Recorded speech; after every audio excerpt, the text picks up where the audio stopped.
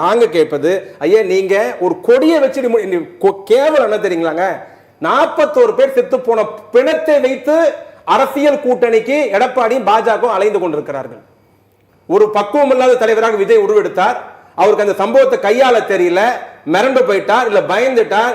எப்படி அதிமுகவிலிருந்து 4ஆக பிரித்து, ஒரு பக்கம் ஓபிஎஸ்சி பிரித்தார்கள், ஒரு பக்கம் சசிகலாவை பிரித்தார்கள், ஒரு பக்கம் தினகரனை பிரித்தார்கள், ஒரு பக்கம் இன்னைக்கு செங்கோட்டனை பிரித்து நீ வரவில்லை என்று சொன்னால் இலையை முடக்குவோம், கட்சியை முடக்கும் த்ரெட்டன் பண்ணி எப்படி அதிமுக பிஜேபி கூட்டணியில் சேர்த்தாங்களோ அதே போல ஒரு த்ரெட்டன் பண்ணி விஜயை ஒரு சூழ்நிலை கைதியாக உருவாக்கி நீ வரலன்னா சிபிஐ கொடுப்போம் உங்களை இன்னைக்கு விஜய் ஒரு கூண்டு கிளியாக மாறி மிரட்டப்படுகிற சூழ்நிலைக்கு இன்னைக்கு பாஜக அதிமுக கூட்டணிக்கு வந்தால்தான் கரூர் சம்பவத்திலிருந்து உங்களை காப்பாற்றுவோன்ற அளவுக்கு ஒரு சூழ்நிலை போய் கொண்டிருப்பதாக ஊடகங்களும் அச்சு பத்திரி செய்தி வெளியிட்டுக் கொண்டிருக்கிறது. நான் உங்க அதிகார பசிக்கும் உங்களுடைய தேவைக்கும் நீங்க அரசியல் செய்வதற்கும் இவங்க சொன்னாங்க, இவங்க 26 நாங்க ஆட்சிக்கு வந்துருவோம், மக்கள் அமோக ஆதரவு.